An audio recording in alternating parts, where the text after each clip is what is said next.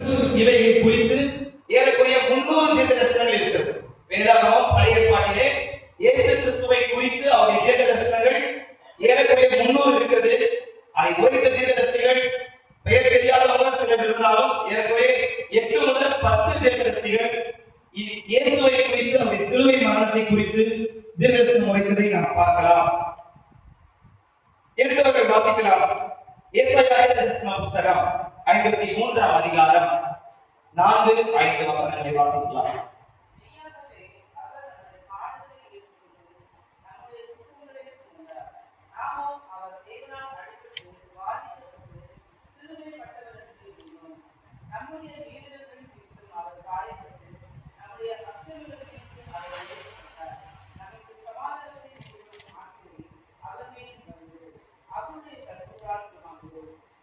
அவருடைய தழும்புகளால் குணமாகும். வசனங்கள் நம்ம ஏற்கனவே அதிக முறை நம்ம தினம் ஜெபம் பண்ணும்போது கூட இந்த வசனத்தை அறிக்கைக்கு நாம் ஜெபம் பண்ணுவோம்.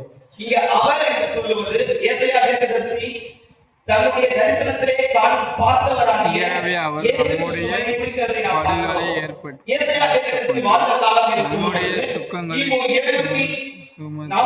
740 முதல் கிமு 700 இந்த வருஷங்களிலே அவர் வாழ்ந்தார் என்று வேத அறிஞர்கள் சொல்கிறார்கள். அப்படியானால் இயேசு கிறிஸ்துவினுடைய பிறப்புக்கு முன்பாக சுமார் 700 ஆண்டுகளுக்கு முன்பாக ஏசாயா இந்த உலகத்தில் வாழ்ந்தார். அவர் வாழும் காலத்திலேயே 700 வருஷத்துக்கு பிற்பாடு நடக்கிற காரியங்களை தீர்க்கதரிசனமாய் கண்டு அவர் அறிவித்ததை நாம் பார்க்கிறோம்.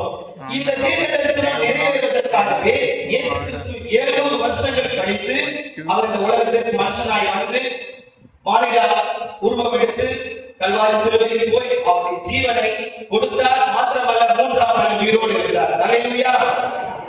இந்த வார்த்தைகள் பார்க்கும் பொழுது இன்றைக்கும் நம்முடைய வாழ்க்கையிலே தீர்க்கதரிசனங்கள் நமக்கு ஏதேனும் கொடுத்திருப்பார்கள். இந்த சிலுவை நாட்களிலே 40 நாட்கள் நாம் ஜெபிக்கும் பொழுது ஒருவேளை ஆண்டவர் வேத வசனங்கள் மூலமாக அல்லது ஊழியர்கள் மூலமாக அல்லது ஒரு தனிப்பட்ட ஜபத்திலே ஏதேனும் ஒரு தீர்க்கதரிசனத்தை உங்களுக்கு உரைத்தால் அதை கட்டாயம் நிறைவேற்ற அவர் வல்லவராய் இருக்கிறார். இயேசுவின் நாட்களில் இயேசுவை குறித்து அவர் வருவதற்கு முன்பாகவே உரைக்கப்பட்ட தீர்க்கதரிசனம் எப்படி நிறைவேற்றப்பட்டதோ அதே போல உங்களுக்கு ஆண்டவர் சொன்ன எல்லா தீர்க்கதரிசனத்தையும் நிறைவேற்ற அவர் வல்லவராய் இருக்கிறார். எத்தனை பேர் விசுவாசிக்கிறீர்கள்? இந்த நாட்கள் ஒருவேளை இந்த வருஷத்துல கொடுக்கப்பட்ட வாக்குத்தத்தங்கள் அல்லது உங்க வீடுகள்ல வந்து ஜெபிக்கும் பொழுது அல்லது நீங்க ஜெபிக்கும் பொழுது பெற்றதான தீர்க்கதரிசனமான வசனங்கள் உங்க வாழ்க்கையில உங்க குடும்பத்துல அது நிறைவேறும். அது நிறைவேறாமல் போகவே போகாது என்று சொல்லுகிறார். ஏனென்றால் இயேசு வருவதற்கு முன்பாகவே அறிவிக்கப்பட்டதான தீர்க்கதரிசனம் எப்படி நிறைவேற்றப்பட்டதோ அந்த நிறைவேற்றப்பட்டதுதான் புதிய ஏற்பாட்டு காலத்திலே திருச்சபைகள் தொடங்குவதற்கு அந்த தீர்க்கதரிசனம் ஆதாரமாக இருந்தது. அல்லேலூயா. இன்றைக்கும் ரட்சிக்கப்படுகிற நாம் அத்தனை பேரும் இயேசுவினுடைய சிலுவையில் அந்த மீட்பை நம்பிதான் நாம் வருகிறோம். அப்படி இல்லைன்னா நாம் வரவே முடியாது. சரி, இந்த சிலுவை என்பது எதை குறிக்கிறது? சாதாரணமா நீங்க பாத்தீங்கன்னா அது வெறும் ஒரு மரப்பலகை தான் தெரியும். சிலுவை அப்படின்னா ஒரு மரப்பலகை அதை போட்டிருப்பாங்க. வீடுகள்ல சும்மா இருக்கும், போட்டோ இருக்கும். சிலுவை என்று சொன்னால் அது ஒரு அன்பின் வெளிப்பாட்டின் அடையாளமாக இருக்கிறது. சிலுவையில மேல இருந்து கீழே எதை குறிக்கிறது அப்படின்னு சொன்னா விண்ணுக்குரிய தெய்வம் மண்ணுக்குரிய மனிதர்கள் மேல் செலுத்தியதான மகா பெரிய அன்பை அது நினைப்பூட்டுகிறதா இருக்கிறது. அதுதான் வெற்றிகள். தேவன் நம் மீது அன்பு கூர்ந்து அவர் மண்ணிலே இறங்கி வந்தார். இது வெற்றிகளை காமிக்கும். சரி, அரிசாண்டல் ஏன் காமிக்கும்? வேறு சில வெற்றிகள் மட்டும் இருக்கலாமே, ஏன் கிராஸ் வந்தது அப்படின்னு சொன்னா அரிசாண்டல் எதை குறிக்கிறது என்று சொன்னால் தேவனிடத்திலிருந்து அந்த அன்பையும் அந்த மன்னிப்பையும் பெற்றதுன்னா நம்மோடு வாழ்கிறதான சக மனிதர்கள் மத்தியிலே இந்த அன்பையும் இந்த மன்னிப்பையும் நாம் வெளிப்படுத்த வேண்டும். எத்தனை பேர் நம்புறீங்க? ஆனால் இன்றைக்கு அநேக கிறிஸ்தவனுடைய வாழ்க்கையிலே மேல இருந்து அன்பை பெற்றுக்கணும், நான் தப்பு பண்ணிக்காததே என்னை மன்னிச்சிருங்கன்னு சொல்லி அவர்கிட்ட போய் அன்பா சரண்டாயிரும். வெற்றிகள் மட்டும் ஓகே ஆகுது. ஆனா கிராஸ் வந்து அது பேலன்ஸ் ஆகிடுது. இன்னைக்கு உங்களை நீங்களே ஆராய்ச்சி செய்து பாருங்கள். ஒருவேளை நம்முடைய வாழ்க்கையிலே நம்ம குடும்ப உறவுகள் மத்தியிலே அண்டை வீட்டாளர் மத்தியிலே இந்த அன்பை செலுத்த நாம் தகுதி இருப்போமானால் நாம் இந்த நாளிலே ஒப்பு கொடுத்து இந்த 40 நாள் முடிவதற்குள்ளாக தேவனிடத்திலிருந்து எப்படி நாம் அன்பையும் மன்னிப்பையும் பெறுகிறோமோ அதே அன்பை சக மனிதர்கள் மத்தியிலே நாம் வெளிப்படுத்த ஒருபோதும் தாமதிக்க கூடாது. நம்முடைய குடும்பங்களிலே ஒருவேளை நமக்கு அநேக தீங்கு செய்திருக்கலாம், அல்லது சில சாபமான வார்த்தைகள் பேசி இருக்கலாம், அது உங்கள் மனதை காயப்படுத்தி இருக்கலாம். ஆனால் நீங்கள் நினைக்க வேண்டியது ஒன்று, என்னை ஆண்டவர் மன்னித்தது போல அவர் எப்படி என் மீது அன்பு செலுத்தி தீர்க்கதரிசனமாய் உரைக்கப்பட்ட வார்த்தையின்படி மண்ணிலே வந்து மீட்பை கொடுத்தாரோ, அதே போல நான் அவரிடத்தில் அன்பை பெற்ற நான், மீட்பை பெற்ற நான் மற்றவர்களுக்கு இந்த அன்பை நான் செலுத்த தயாராக இருக்கிறேன் என்பதை ஒவ்வொரு கிறிஸ்தவர்களும், இயேசுவின் அன்பை உணர்ந்தவர்களும் அதை செய்ய ஒருபோதும் தாமதிக்க கூடாது.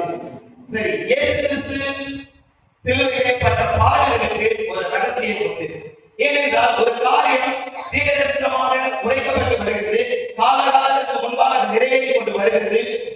ஆரம்பத்துல மோசே முதற்கொண்டு இங்கே நம்ம பார்த்தோம்னா கடைசி தீர்க்கதரிசி மல்கியா வரைக்கும் இந்த தீர்க்கதரிசனங்கள் உரைக்கப்பட்டது. வேதத்திலே மோசே முதற்கொண்டு மல்கியா வரைக்கும் 10 தீர்க்கதரிசிகள் இயேசுவை குறித்து, அவருடைய பாடுகளை குறித்து தீர்க்கதரிசனம் உரைத்தார்கள்.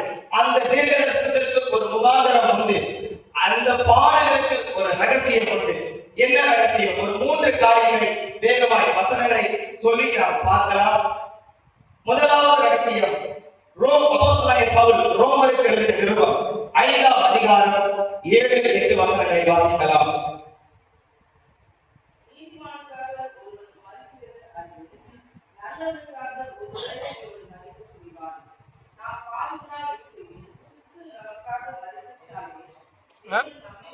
அஞ்சு 7, 8 ரோமர். தேவன் நம்மேல் வைத்த அன்பை விளங்க பண்ணுகிறார். முதலாவது ரகசியம் இயேசுவின் பாடுகளிலிருந்து வெளிப்படுகிறது. என்னவென்றால் அவர் நம்மேல் வைத்த தமது அன்பை விளங்க பண்ணினார். அல்லேலூயா. அவர் நம்மீது அன்பு கொண்டார் என்று சொல்லும் பொழுது சிலுவையினாலே அன்பின் வெளிப்பாடு, அன்பின் அடையாளம். இந்த சிலுவை மரணத்திற்கு இயேசு போராடினார், அவர் நம்மீது அன்பு கொண்டார் என்பதை நாம் அதிக நிச்சயமா நம்ப முடியாது. ஏனென்றால் நம்மை போல அவர் பாடுபவராய், நம்மை போல இந்த சக மனிதர்கள் மத்தியிலே வாழ்ந்து சீஷர்களை தேர்ந்தெடுத்து பிலாத்துடைய அரசாங்க காலகட்டத்திலே அவர் சிலுவைக்கு போய் மரித்ததை நாம் பார்க்கிறோம். இது எதை காண்பிக்கிறது? ஒரு தெய்வம் மனுக்குலத்திற்கு வந்து தமது ஜனங்களின் மத்தியிலே அவர் அன்பை ஊற்றினார் என்பதை காண்பிக்கிறதா இருக்கிறது. இந்த அன்பின் வெளிப்பாடை இயேசு நம்மீது கொடுப்பதற்காக, அவருடைய அன்பை நம் மீது பரிபூர்ணமாய் செலுத்துவதற்காக இயேசு கிறிஸ்து சிலுவையில் மரித்தார். எபேசியரிலே நீங்கள் வாசிப்பீர்களா? எபேசியர் எழுதிய நிருபம் 2ஆம் அதிகாரம் 4-5 வசனங்களை நீங்கள் பார்ப்பீர்களா? அது முதல்ல இருந்தே நீங்க பார்த்தீங்கன்னா, முன்னே பாவத்தினாலும் அக்கிரமத்தினாலும் மரித்த உங்களை கிறிஸ்து இயேசு தமது அன்பினாலே உங்களை மீட்டுக் கொண்டார் என்று நாம் பார்க்கிறோம். எபேசியர் 2:4-5 நீங்கள் படிப்பீர்களா? இயேசு கிறிஸ்து நம்மேல் வைத்த அன்பை விளங்க பண்ணினதை நாம் பார்க்கிறோம். இயேசு கிறிஸ்து சிலுவையில் பாடுபட்டதற்கு ரகசியத்தின் முதல் குறிப்பு, இயேசு நம் மீது அன்பு கொண்டார். அல்லேலூயா. இன்றைக்கும் அந்த அன்பினாலே அநேக வெளியில் இருக்கிற புற ஜாதிகளையும் அவர் மீட்டுக் கொள்ள வல்லவராய் இருக்கிறார். அந்த அன்பு யாரால் கிடைக்கிறதோ, யாரெல்லாம் சிலுவை அண்டையில் வந்து இயேசுவே எனக்காக மரித்தீர் என்பதை விசுவாசிக்கிறார்களோ, உடனடியாக அந்த அன்பு வேலை செய்து அவர்களை மீட்கும். அல்லேலூயா.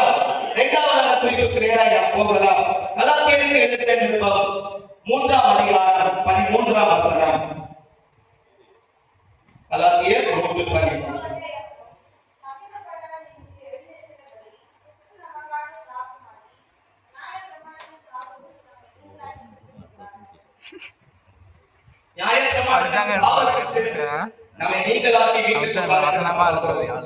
இரண்டாவது குறிப்பு, பாவ சாபத்திலிருந்து நம்மை மீட்டுக் கொள்வதற்காக அவர் சிலுவை மரணம் சந்தித்தார்.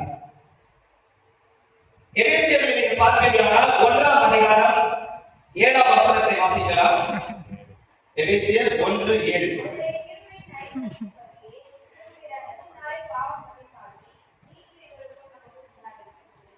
பாவ மன்னிப்பாகிய மீட்பு நமக்கு உண்டாயிருக்கிறது. முதல் வசனத்துல சாபத்தை அவர் நமக்கு நீக்கினார், இரண்டாவது பாவ மன்னிப்பை நமக்கு கொடுத்தார். இயேசு கிறிஸ்து பட்ட பாடுகளுடைய ரகசியத்தின் இரண்டாவது குறிப்பு, அவர் நம்மை பாவ சாபத்திலிருந்து நீக்குவதற்காக. இன்றைக்கும் நம்முடைய வாழ்க்கையிலே நாம் இயேசுவை அறிவதற்கு முன்பாக அநேக பாவங்களை செய்து துன்மார்க்கமான ஜீவியத்தில் வாழ்ந்த போதும் அவர் சிலுவையிலே பட்ட பாடுகளின் நிமித்தம் அந்த பாடுகளின் ரகசியத்தின் வழியாக நம்மை அவர் மீட்டுக் கொண்டார்.